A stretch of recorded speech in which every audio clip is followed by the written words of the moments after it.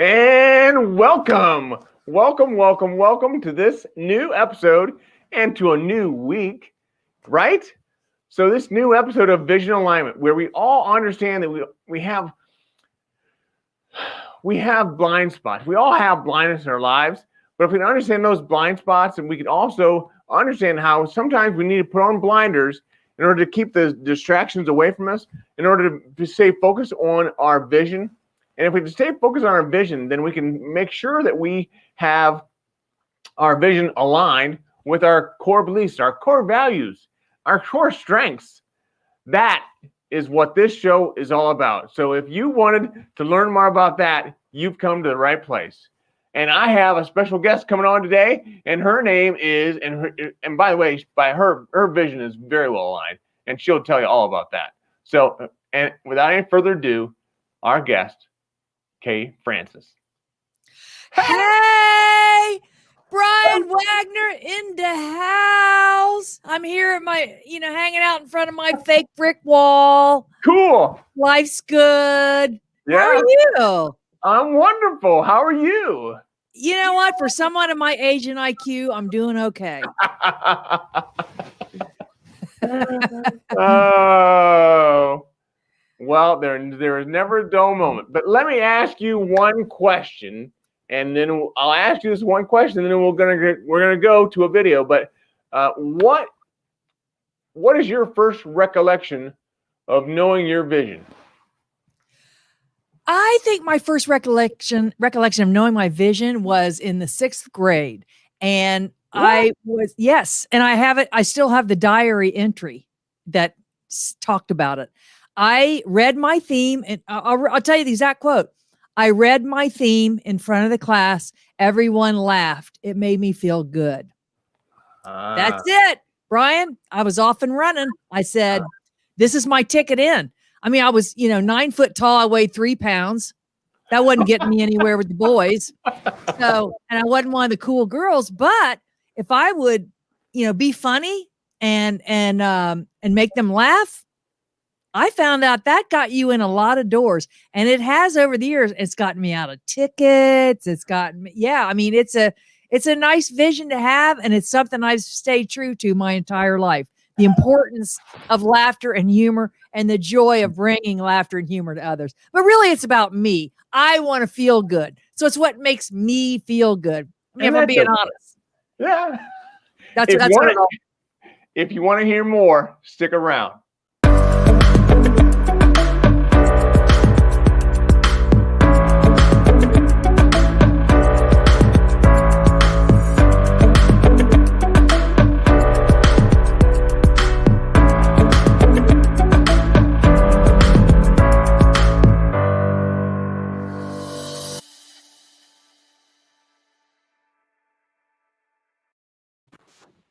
Wow.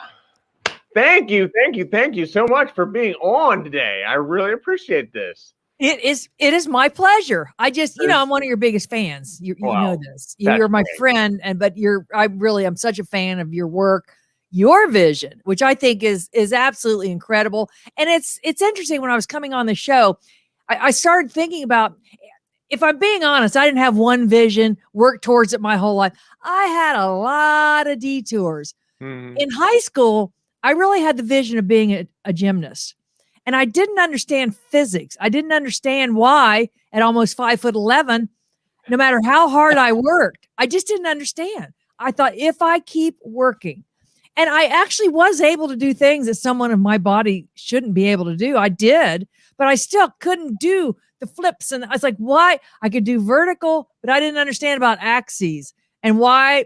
And once I figured out that the average college gymnast was 5'1", I'm like, maybe there's a connection. So, you could, I'm just saying, yes, live your dreams, have dreams, but there does have to be an element of realism. So I'll just throw that out there. So I have had various dreams and visions and goals and detours, and I thought the corporate world was where I was headed, and yay, and got an MBA and did that. And that was awful. I mean, I talk about a square peg in a round hole. That just didn't work at all. And, so I did start stand-up comedy at 28. And I've been doing it at one form or another all these 4 years since I've been 28. And so it's been, right. 4 years. It was a seed that was planted when I was in the 6th grade, but it wasn't as though at 6th grade, I was like, I'm working towards this goal. I mean, I lived in a small town in Ohio.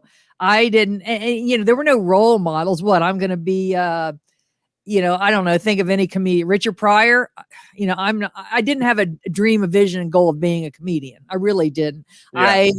I had several things, but it was a thread that ran throughout my life. It was, I was just told over and, thousands of times, you're so funny, you're so funny, you're so funny. And I did enjoy making people laugh. But then I got through this stage where I was like, I want to be taken seriously, so, it's, so in terms of a vision, but now it takes a while, I think, for anybody that's struggling with a dream or vision, a goal. Don't you think? I think sometimes life gets in the way, karma gets in the way, God has other plans, however you want to say it. You can think that you have it all figured out, and then boom. I mean, I think we've all lived through this with 2020. Am I right? Maybe. Yeah. Yes. I mean, we had one plan. I'm just saying we had one plan. Yeah. And then we didn't. Oh my gosh. I had so much ahead of me for 2020. I'm like, oh wow, this is going to be great. This is my year. 2020 vision. Hello. Right? Like exactly. Gone. Gone. Bye-bye. I know. Hey, we got some friends on here who want to say hi. Hey. There's Deborah Gardner. That's always nice. She's awesome. Well, that's very nice. Thanks, Deborah. Well, you're amazing. And there's Randall Rito in the house. That's all good. Always good. Yeah. You got a good fan base there. Yeah, very cool. She considered basketball. You know what, Randall?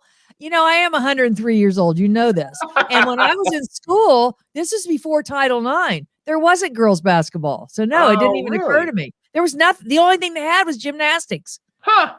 And so I'm like all in. Yes. I mean, there were no girl sports. So yeah, I didn't consider it. I know. It sounds, sounds weird, but that was my reality. Yeah. Yeah. Deborah Gardner, you are funny. Just like Kay Francis. You're just a different kind of funny.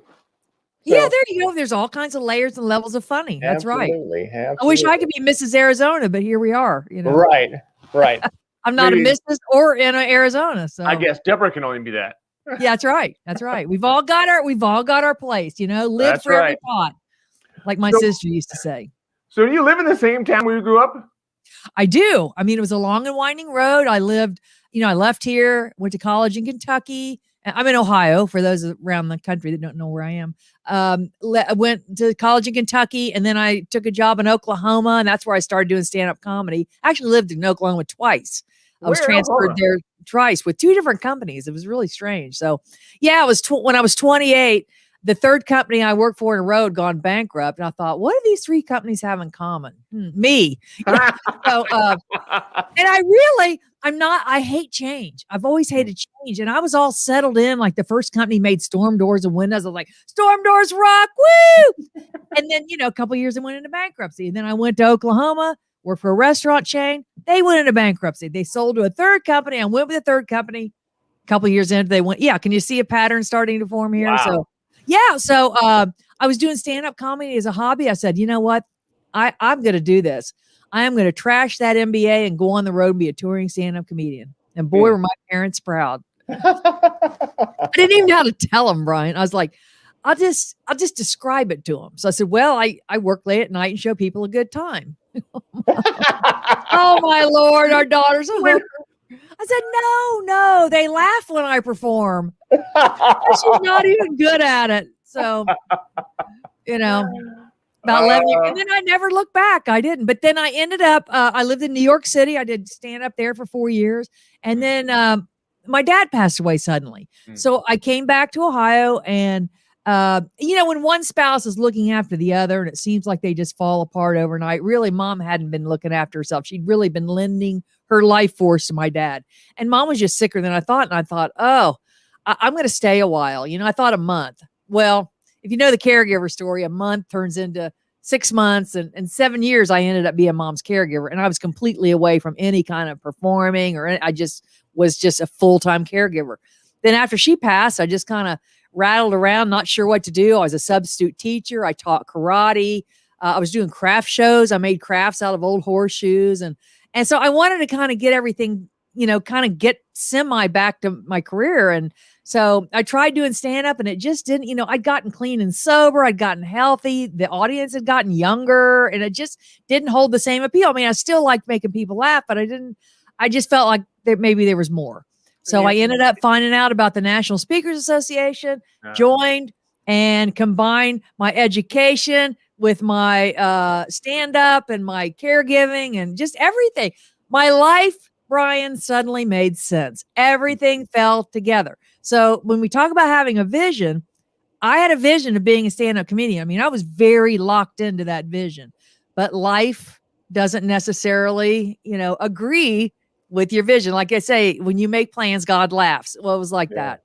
Yeah. But if you are flexible and bendable and will go with the tide and maintain at least a semblance of your vision, I think we can eventually get to a place where we are happy and settled in what it is that we're doing, even though we have to make some shifts and changes and adaptations. I just think that's part of it. So when do you become happy and settled? Well, I'm still working on it. Yeah. Actually, like 5 minutes ago, it was really strange. I just, when I joined the call. Yeah, exactly. When I saw Deborah and Randall, I was like, woo! Our homie. Yeah, I know. I think a lot of it has to do with seasoning.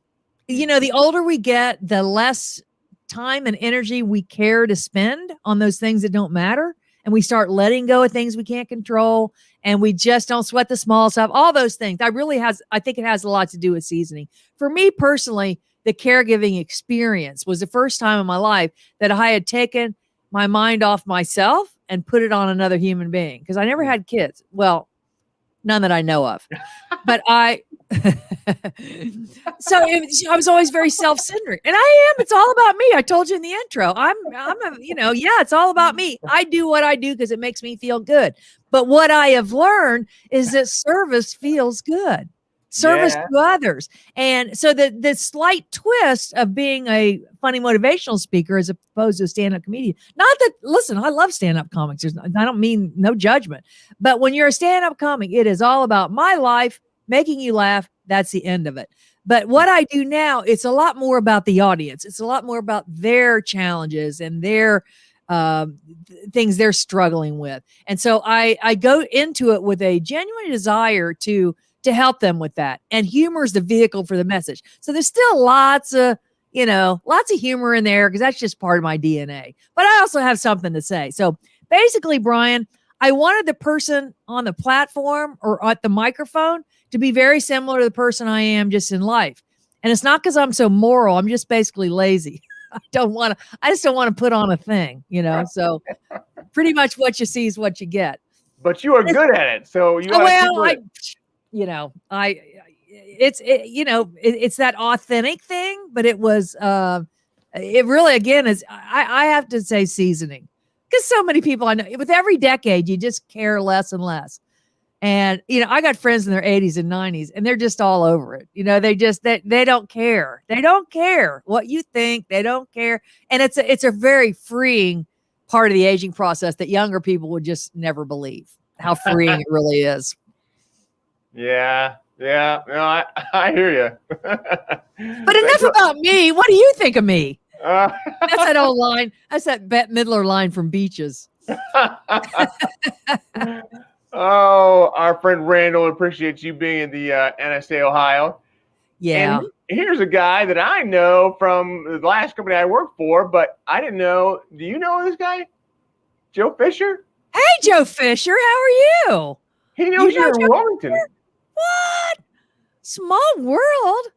Or Stephen Wright would say it's a small world, but I wouldn't want to paint it.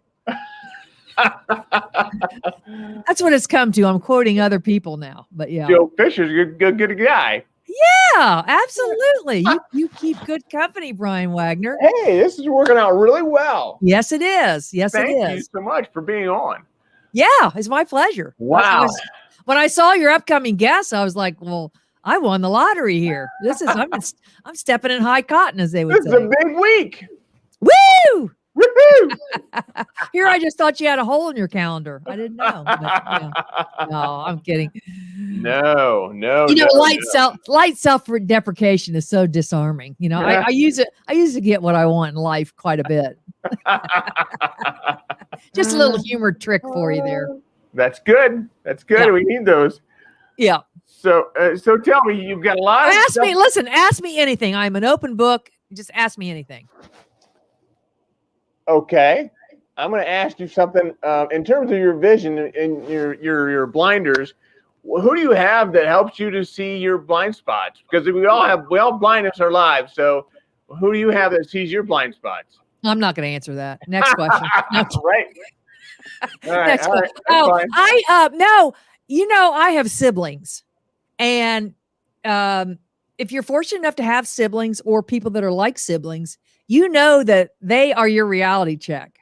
Oh, yeah. You'll never get a big head. You'll never get too far off the path. They will, open your eyes. Now, I am fortunate to have 3 siblings, a brother and 2 sisters, and I am so fortunate because they all have different functions in my life. Remember, it's all about me, and everybody else is just a satellite. So, get back to that. But my older sister's my great enabler. She's and the people to call when you don't want pushback. You just want, yes, do that. I could call her and say, Carol, I just robbed a bank. She'd go, good for you. Hope you wore a mask. Now, my younger sister is what I would call my reality check person. I know when I really want the truth. And, I will call her. Cindy, I robbed a bank. I'm telling. Okay, that's not legal. That's not right. That's, it's almost a Marcia. If, those of you remember the Brady Bunch. And my brother is the type that doesn't judge, but he's going to fix it. And he jumps into action. So I could call him and say, Glenn, I robbed a bank. He'd go, okay, I know the name of a good lawyer. Stay home. Don't say a word. He would jump into action. There'd be no judgment. He wouldn't enable me. He would reality check me. It'd be a combination. He's your action guy. He's your guy you call when, like one time I had a truck camper and I didn't have it tied down very well. And I was going down the road and it left the truck. Whoa, it left no way. The truck and rolled, and it was ended up in a farmer's cornfield. And I just so I went straight to my brothers. I go, Glenn, the camper is in a farmer's cornfield. And he goes, let's call the sheriff. So he called the sheriff, and the sheriff had already heard about it. He said the farmer was upset because this kid. I said, what did he think? It was like an alien from the planet Campula. I mean, what he's upset? Now she's going down. There was nothing there. This was in between seasons, and so then he called the guy with the winch. That's has double meaning, don't you? There's like the saloon winch, and there's a winch that comes and drags your camper out of a cornfield. Right. So he came with the second one? Well, it was a winch and a winch. So there you go. But the point being, I think we all need people that will, I wish somebody would have told me, Kay, you're never going to make it as a gymnast. I really would have.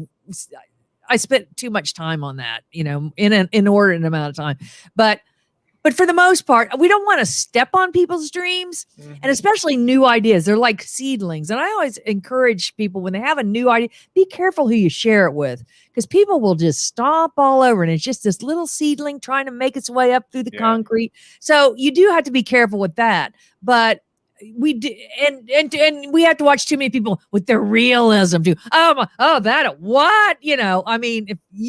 a lot of pushback when I left the corporate world to do stand-up comedy. I mean, for sure. My dad was worried about retirement and all this, and mom was like, go for it, live your dream. So I kind of had, when my mom and dad were around, I had the yin and yang with them too. The realism, the retirement versus the, hey, go for it. You're young, do what you So my life didn't make sense.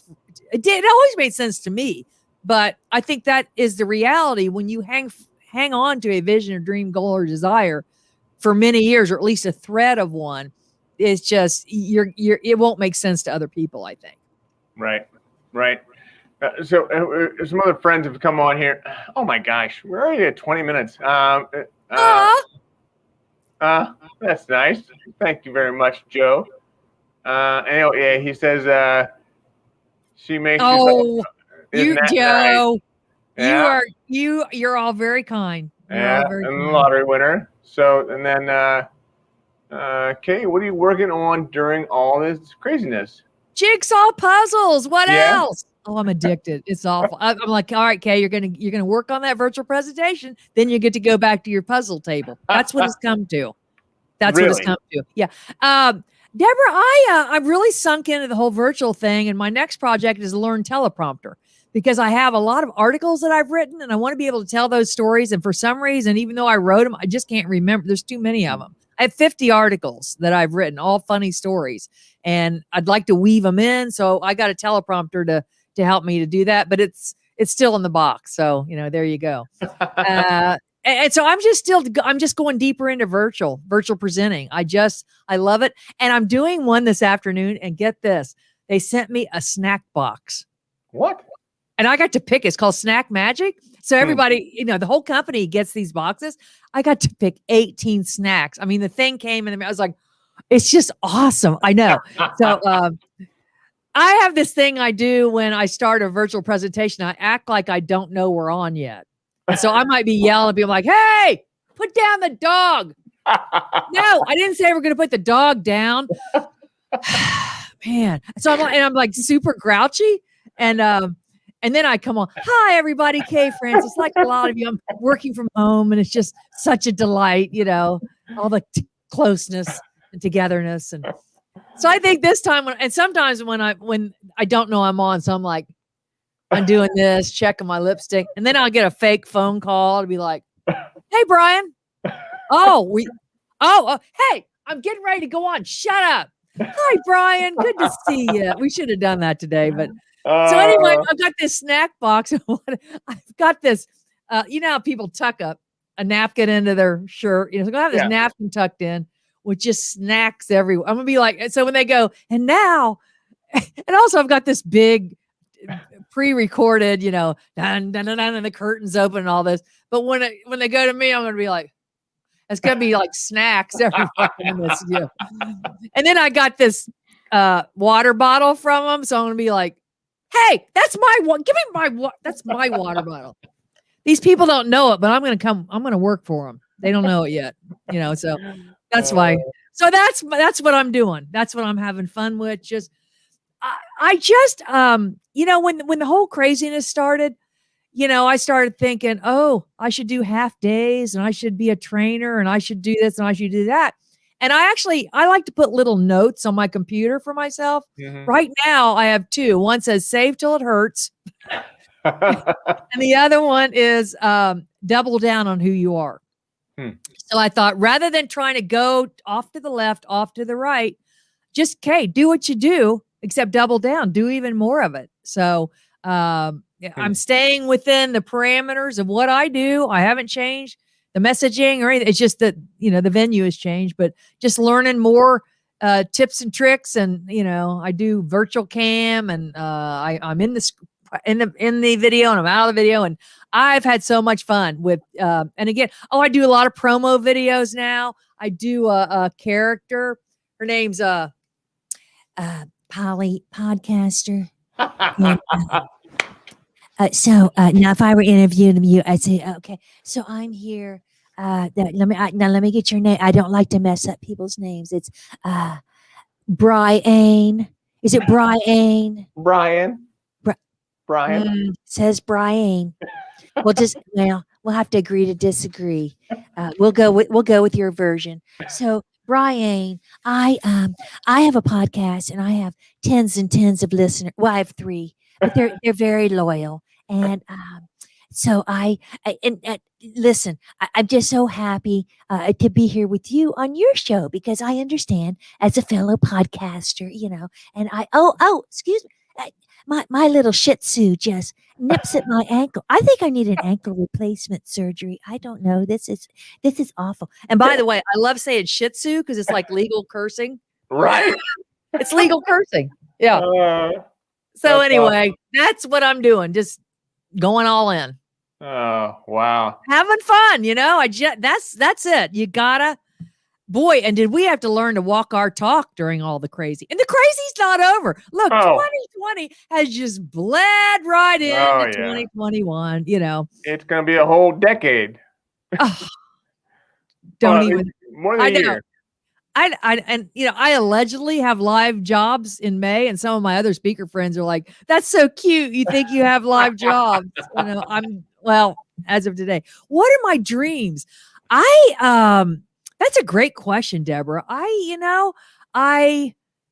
My dream is to be happy and safe and healthy, and I'm very fortunate. I hate to sound, I'm living my dreams. Oh, God, gag. But I kind of am. I've kind of reached a point. And again, I think it's seasoning where I'm just happy in my own skin. Of course, I've got a lot more of it.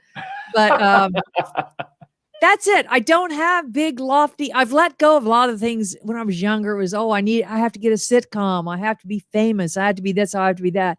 And that is all genuinely gone by the wayside. I don't have any, I don't even think about it. I think in terms of how can I serve? And if it's for me to serve a bigger audience, I'm ready and I'll do it. But if it's the level I am, that's fine. Oh, sometimes you need a winch, potato, patata. Randall brought it home. Yeah, I know. Oh, thanks, Randall. Is it Randale? Randale. I don't know. It's very confusing. Randall Ryder. It seems like a very nice young man. It's winch, not winch. And sometimes you need a wrench. Oh, he made a funny, Brian. Oh, that's so funny. Oh my goodness. Yeah. And there's a real fine line between me and Polly. I kind of find I'll find myself in the grocery store and but is it, questioning him, but do ya? Like, do you have anything on the bottom of your cart? Do I? Only the stuff I'm planning to steal. That's another thing about getting older. It's great. You can become, I keep testing the waters on how inappropriate I can be. You know what I mean? I'm not quite there yet. I'm not quite, where I can say something it's still shocking. I don't want it to be shocking. I want it to be cute. Wow. I dream of being a cool older lady. I do. Okay. I just, I know some phenomenal, people in their 80s and 90s, still doing it, still killing it, still living their lives, still active, that's what I want. That's, the dreams have gotten a little smaller, I guess, over the years, but they're really heartfelt. That's what I want. And then I want to die remember on Titanic when Rose was on the raft? Yeah. Wouldn't have killed her to move over. I'm just saying, but or the door, whatever she's on, and Leo DiCaprio's like, Rose, you're going to live. Go on, let me die, and whatever he said. I don't know. I'm paraphrasing. You're gonna die, an old lady, warm in your bed. And she did. Remember the footage when she was 100 and had her life on horseback, and I don't ride horses, but still, a picture of me on on my bicycle, you know what I mean? And just, she died an old lady warm in her bed. And that's what I want. Okay. I know it's not I know people out there with these big dreams are going, couldn't he find somebody with a little bit bigger dream? I mean, I'm just saying, Well, what does Randall have to say about your book? I have a book. Thank you, Randall. People are going to think I paid them. It's called The Funny Thing About Stress, a seriously humorous guide to a happier life. It's on Amazon, or you can go to my website. I think there's a link there. Website, kfrancis.com. That's Francis with an E. And yeah. I forgot about that. I should put that up here. Oh, that's all right. Yeah. So kfrancis.com. With an E, yeah. Not an I. I'm all about the I. Not an I. Got it. See what I did there? See what I did there? And let me tell you, Brian, I think you have the most. I talk about great. You don't have 20/20 vision. You have 1020 vision. I love your concept, and you've drawn out of me nothing but nonsense. But I'm sure with your other guests, it's probably they're usually better. Yeah, I'm sure they're. I'm kidding. They have real life dreams and visions. Not just my vision now is to walk over to that puzzle table, staring me in the face. No, but you do. You have you're doing good work, Brian, and you walk your talk, and you're an inspiration. And I say this with all seriousness. I'm a huge fan of yours. I think you're an amazing human being, an amazing speaker, and I just hope your podcast I hope it's more successful than Polly's.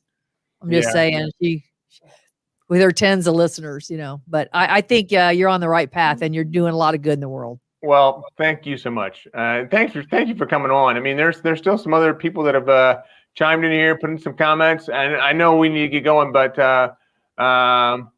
let's see. Thanks for being on, and Snack Magic. Snack Magic.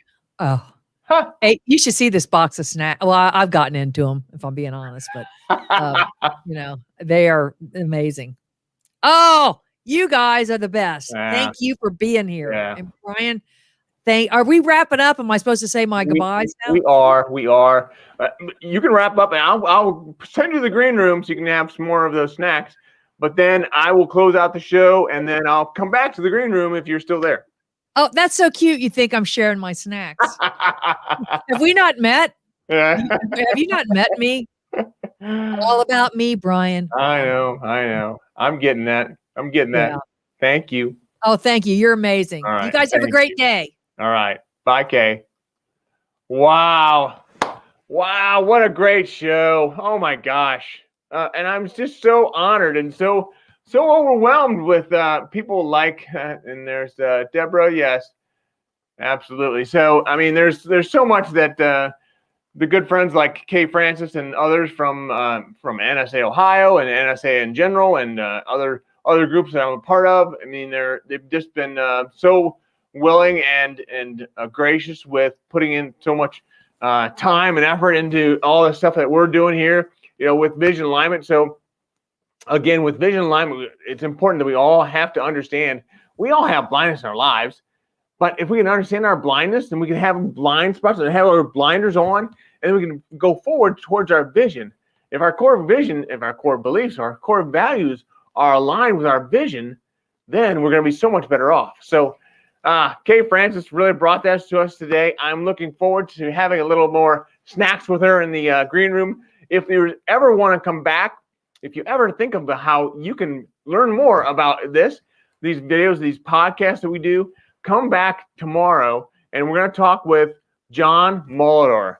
John Molitor is, and that's a hard word for me to say because my tongue doesn't work quite right, but John Molitor is a speaker as well, but he talks on the effects of not the effects, but what goes into the brain and how the brain is acting, and how you can take care of your brain in order to make it last longer. So yes, I should have talked to him back when I was in high school, but that's too late for that. So John Molitor tomorrow. Wednesday will be Robert Kennedy III. Oh my gosh, this guy is great. And then we have Derek Grasso from the Columbus Young Professionals. He's going to be on Thursday. And then Friday will be my good friend, Brian Ahern, who talks about persuasion and persuasion. It's a great week coming up. We have then on Friday, we also have the Radical Vision, another show that we do at 11:30. It's called Radical Vision for Disabilities. And we have Angela D coming on, and she's going to talk to us about her son. And I'm just really looking forward to all that we have. So if there's anything that I can do for you, by all means, let me know. And as always, keep one eye on the road.